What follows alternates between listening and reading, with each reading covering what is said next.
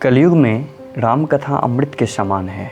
अगर आप मानसिक रूप से तनिक भी परेशान हैं तो रामायण अवश्य पढ़ें। अब रामायण पढ़ने या समझने के लिए आपको बैठना पड़ेगा, पन्ने पलटने पड़ेंगे। चश्मा कहाँ है, लाइट किधर है, आसन लगाओ, जैसे तमाम प्रक्रियाओं से गुजरना पड़ेगा। तब जाकर आप इस दौड़ती भागती ज़िंदगी में मुक्ति के मार्ग भगवान श्री राम के जीवन चरित्र को पढ़ेंगे, समझेंगे। लेकिन एक दूसरी विधि भी है। अगर आप इस चैनल को सब्सक्राइब करें तो पूरी राम कहानी आप कभी भी कहीं भी बिना चश्मे, बिना लाइट के सुन सकते हैं, बिना आसन लगाए आराम से, जब मन जितना उतना सुन सकते हैं। तो चलिए शुरू करते हैं।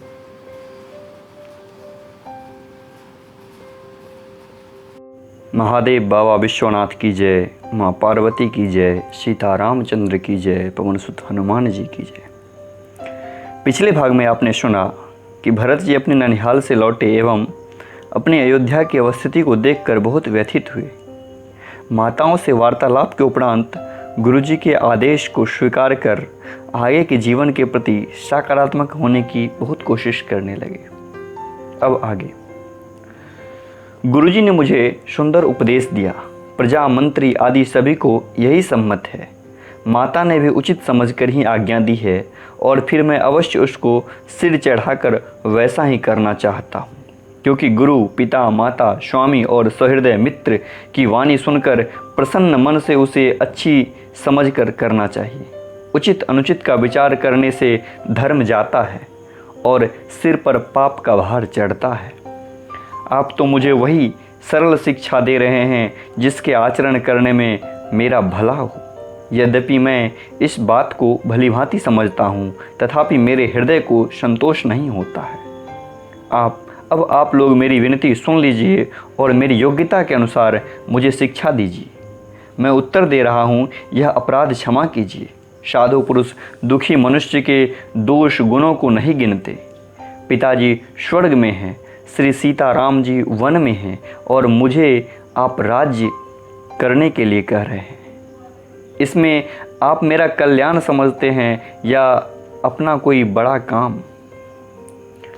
मेरा कल्याण तो सीतापति श्री राम जी की चाकरी में है, सो उसे माता की कुटिलता ने छीन लिया। मैं अपने मन में अनुमान करके देख लिया है कि दूसरे किसी उपाय से मेरा कल्याण नहीं है। यह शोक का समुदाय राज्य लक्ष्मण, श्री रामचंद्र जी और सीता जी के चरणों को देखे बिना किस गिनती में है। जैसे कपड़ों के बिना गहनों का बोझ व्यर्थ है, वैराग्य के बिना ब्रह्म विचार व्यर्थ हैं, रोगी शरीर के लिए नाना प्रकार के भोग व्यर्थ हैं, श्री हरि की भक्ति के बिना जप और योग व्यर्थ हैं, जीव के बिना सुंदर देह व्यर्थ है, वैसे ही रघुनाथ जी के बिना मेरा सब कुछ व्यर्थ है। मुझे आज्ञा दीजिए, मैं श्री राम जी के पास जाऊं। एक ही आंख निश्चयपूर्वक मेरा इसी में हित है और मुझे राजा बनाकर आप अपना भला चाहते हैं, यह भी आप स्नेह की जड़ता के वश में होकर ही कह रहे हैं। कैकेयी के पुत्र कुटिल बुद्धि, राम विमुख और निर्लज्ज मुख से अधम के राज्य से आप मोह के वश होकर ही सुख चाहते हैं। मैं सत्य कहता हूँ, आप सब सुनकर विश्वास करें। धर्मशील को ही राजा होना चाहिए। आप मुझे हट करके ज्यों ही राज्य देंगे त्यों ही पृथ्वी पाताल में धंस जाएगी। मेरे समान पापों का घर कौन होगा, जिसके कारण सीता जी और श्री राम जी का वनवास हुआ। राजा ने श्री राम जी को वन दिया और उससे बिछुड़ते ही स्वयं को स्वर्ग के गमन कर लिया। और मैं दुष्ट जो सारे अनर्थों का हूँ होश हवास में बैठा सब बातें सुन रहा हूँ। श्री रघुनाथ जी से रहित घर को देखकर और जगत का उपहास सहकर भी ये प्राण बने हुए हैं। इसका यही कारण है कि ये प्राण श्री राम रूपी पवित्र विषय रस में आसक्त नहीं हैं। ये लालची भूमि और भोगों के भूखे हैं। ये अपने हृदय की कठोरता कहाँ तक कहूँ। जिसने व्रज का भी तिरस्कार करके बड़ाई पाई, कारण से कार्य कठिन होता ही है। इसमें मेरा दोष नहीं। हड्डी से वज्र और पत्थर से लोहा भयानक और कठोर होता है। केकई से उत्पन्न देह में प्रेम करने वाला ये पामर प्रेम भरपेट पूरी तरह से अभागे हैं। जब प्रिय के वियोग में ही मुझे प्राण प्रिय लग रहे हैं, तब अब भी आगे मैं और भी बहुत कुछ देखो सुनूंगा। लक्ष्मण श्री राम जी और सीता जी को तो वन दिया, स्वर्ग भेजकर पति का कल्याण किया, स्वयं विधवापन और अपयश लिया, प्रजा को शोक और संताप दिया और मुझे सुख सुंदर यश और उत्तम राज दिया। केकई ने सभी का काम बना दिया। इससे अच्छा अब मेरे लिए और क्या होगा। उस पर भी आप लोग मुझे राज तिलक देने को कहते हैं। केकई के पेट से जगत में जन्म लेकर यह मेरे लिए कुछ भी अनुचित नहीं है। मेरी सब बात तो विधाता ने ही बना दी है, उसमें प्रजा और पंच क्यों सहायता कर रहे हैं। जिसे कुग्रह लगे हो या फिर जो वायु रोग से पीड़ित हो, उसी को फिर बिच्छू डंक मार दे, उसके लिए उसको यदि फिर मदिरा पिला दी जाए तो कहिए कैसा इलाज है। केकई के लड़के के लिए संसार में जो कुछ योग्य था, चतुर्विधाता ने मुझे वही दिया, पर दशरथ जी का पुत्र और राम का छोटा भाई होने की बड़ाई मुझे विधाता ने व्यर्थ ही दिया। आप सब लोग भी मुझे टीका काढ़ने के लिए ही कह रहे हैं। राजा की आज्ञा सभी के लिए अच्छी है, मैं किस किस को किस प्रकार से उत्तर दूं। जिसकी जैसी रुचि हो आप लोग सुखपूर्वक वही कहें। मेरी कुमाता केकई समेत मुझे छोड़कर कहिए, और कौन कहेगा कि यह काम अच्छा किया जाए। जड़ चेतन जगत में मेरे सिवा और कौन है जिसको श्री सीताराम जी प्राणों के समान प्यारे ना हो, प्रिय ना हो। जो परम हानि है उसी में सबको बड़ा लाभ दिख रहा है। मेरा बुरा दिन है, किसी का दोष नहीं। आप सब जो कुछ कहते हैं सब उचित है, क्योंकि आप लोग संशयशील और प्रेम के वश हैं। श्री रामचंद्र जी की माता बहुत ही सरल हृदय हैं और मुझ पर उनका विशेष प्रेम है, इसलिए मेरी दीनता देखकर वे स्वाभाविक स्नेहवश ही ऐसा कह रही हैं। गुरु जी ज्ञान के समुद्र हैं, इस बात को सारा जगत जानता है।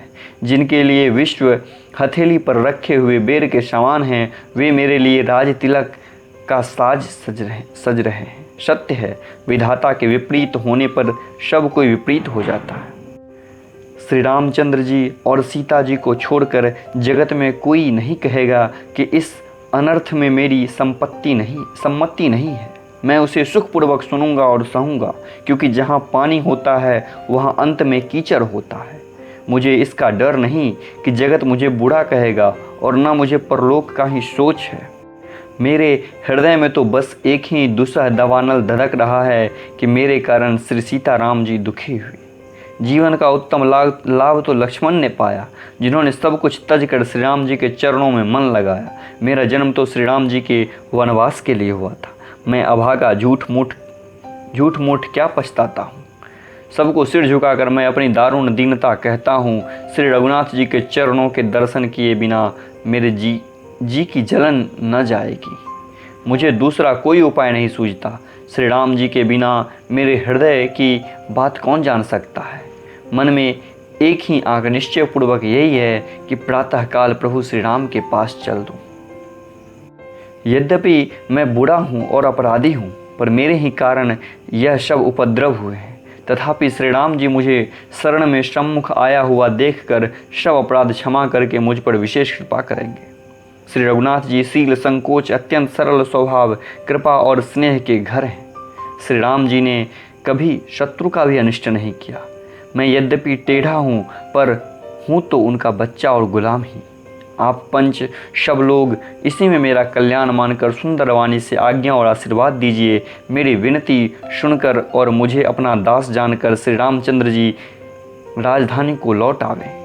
यद्यपि मेरा जन्म कुमाता से हुआ है, पर मैं दुष्ट तथा सदा दोषयुक्त भी हूँ, तो भी मुझे श्री राम जी का भरोसा है कि वे मुझे अपना जानकर त्यागेंगे नहीं। भरत के वचन सबको प्यारे लगे, मानो वे श्री राम जी के प्रेम रूपी अमृत में पगे हुए हैं। श्री राम वियोग रूपी भीषण विषय से सब लोग जले हुए थे। वे मानो बीज सहित मंत्र को सुनते ही जाग उठे। माता, मंत्री, गुरु, नगर के स्त्री पुरुष सभी स्नेह के कारण बहुत ही व्याकुल हो गए। सब भरत जी को सराह सराह कर कहते हैं कि आपका शरीर श्री राम जी की साक्षात प्रेम की साक्षात मूर्ति है। हे तात भरत, आप ऐसा क्यों ना कहें। श्री राम जी को आप प्राणों के समान प्यारे हैं। जो नीच अपनी मूर्खता से अपनी माता केकई की कुटिलता को लेकर आप पर संदेह करेगा, वह दुष्ट करोड़ों पुरखों सहित 100 कल्पों तक नरक के घर में निवास करेगा। सांप के पाप और अवगुणों के मणि नहीं ग्रहण करती, बल्कि वह विष को हर लेती है और दुख तथा दारिद्र्य को भस्म कर देती है। हे भरत जी, वन को अवश्य चलिए, जहाँ श्री राम जी हैं। आपने बहुत अच्छी सलाह विचारी है।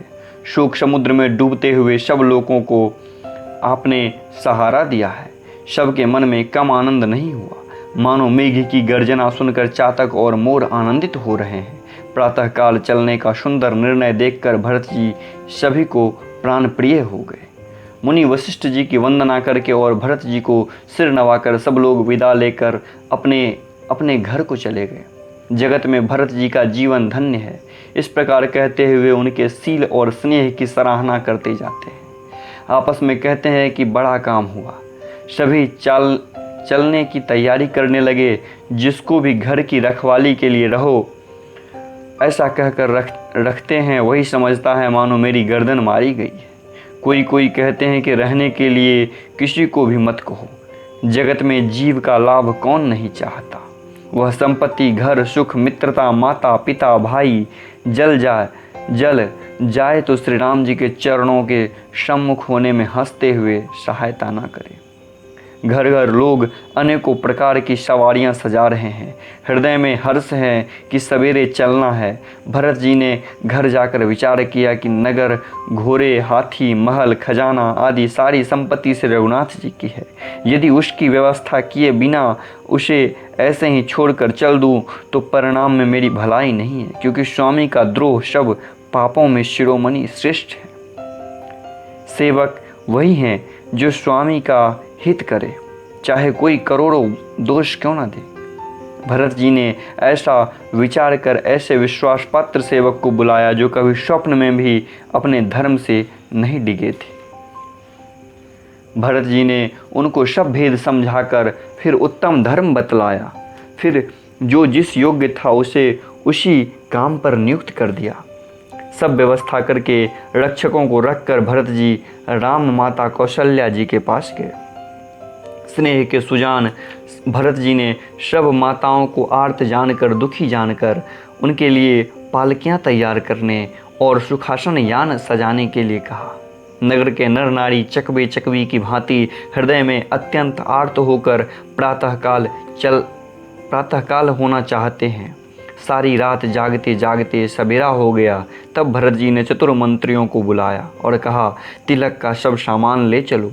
वन में ही मुनि वशिष्ठ जी श्री रामचंद्र जी को राज दे देंगे, जल्दी चलो।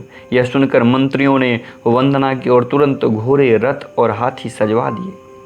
सबसे पहले मुनिराज वशिष्ठ जी अंधरुति और अग्निहोत्र की सब सामग्री सहित रथ पर सवार होकर चले। फिर ब्राह्मणों के समूह जो सब के सब तपस्या और तेज के भंडार थे, अनेकों सवारियों पर चढ़कर चले। नगर के सब लोग रथों को सजा सजा कर चित्रकूट चल पड़े, जिसका वर्णन नहीं हो सकता। ऐसी सुंदर पालकियों पर चढ़ चढ़ कर सब रानियां चली। विश्वास पात्र सेवक को नगर सौंप कर और सबको आदरपूर्वक रवाना करके तब श्री सीताराम जी के चरणों का स्मरण करके भरत शत्रुघ्न दोनों भाई चले। श्री रामचंद्र जी के दर्शन के वश में सब नर नारी ऐसे चले मानो प्यासे हाथी हथनी जल को तक कर बड़ी तेजी से बावले हुए जा रहे हैं। श्री सीताराम जी वन में हैं। मन में ऐसा विचार करके छोटे भाई शत्रुघ्न सहित भरत जी पैदल ही चल रहे हैं। उनका स्नेह देखकर लोग प्रेम में मग्न हो गए हैं। सब घोड़े, हाथी, रथों को छोड़कर उससे उतरकर पैदल चलने लगे। तब श्री रामचंद्र जी, माता कौशल्या जी भरत जी के पास जाकर अपनी पालकी उनके समीप खड़ी करके कोमल वाणी से बोली कि हे बेटा, माता बलैया लेती है, तुम रथ पर चढ़ जाओ, नहीं तो सारा प्यारा परिवार दुखी हो जाएगा। तुम्हारे पैदल चलने से सभी लोग पैदल चलेंगे। शोक के मारे सब दुबले हो गए हैं, पैदल रास्ते योग्य नहीं है। माता की आज्ञा को सिर चढ़ाकर और उनके चरणों में सिर नवाकर दोनों भाई रथ पर चढ़कर चलने लगे। फिर दिन तमसा पार वास करके दूसरा मुकाम गोमती के तीर पर किया। कोई दूध ही पीते, कोई फलाहार करते और कुछ लोग रात को एक ही बार भोजन करते हैं। भोजन और भोग विलास को छोड़कर सब लोग श्री रामचंद्र जी के लिए नियम और व्रत करते हैं। रात भर सई नदी के तीर पर निवास करके सवेरे वहाँ से चल दिए और सब श्रृंगेरपुर समीप जा पहुँचे। निषाद राज ने जब समाचार सुने तो दुखी होकर हृदय में विचार करने लगा कि क्या कारण है जो भरत वन को जा रहे हैं। मन में कुछ कपट भाव अवश्य है। यदि मन में कुटिलता न होती तो साथ में सेना क्यों ले चले हैं। समझते हैं कि छोटे भाई लक्ष्मण सहित श्री राम जी को मारकर सुख से निष्कंटक राज्य करूंगा। भरत ने हृदय में राजनीति को स्थान नहीं दिया, राजनीति का विचार नहीं किया। तब पहले तो कलंक ही लगा था, अब तो जीवन से हाथ धोना पड़ेगा। संपूर्ण देवता और दैत्य वीर जुट जाएं तो भी श्री राम जी को रण में जीतने वाला कोई नहीं है। भरत जो ऐसा कह रहे हैं उसमें आश्चर्य है क्या। विष की बेलें अमृत फल कभी नहीं फलती। ऐसा विचार कर गुह ने निषाद राज ने अपनी जाति वालों से कहा कि सब लोग सावधान हो जाओ, नाव को हाथ में कर लो और फिर इन्हें डुबो दो। सब लोग सब घाटों को रोक दो। आज के लिए बस इतना ही। महादेव बाबा विश्वनाथ की जय, माँ पार्वती की जय, सीता रामचंद्र की जय, पवन सुत हनुमान जी की जय। जय श्री राम।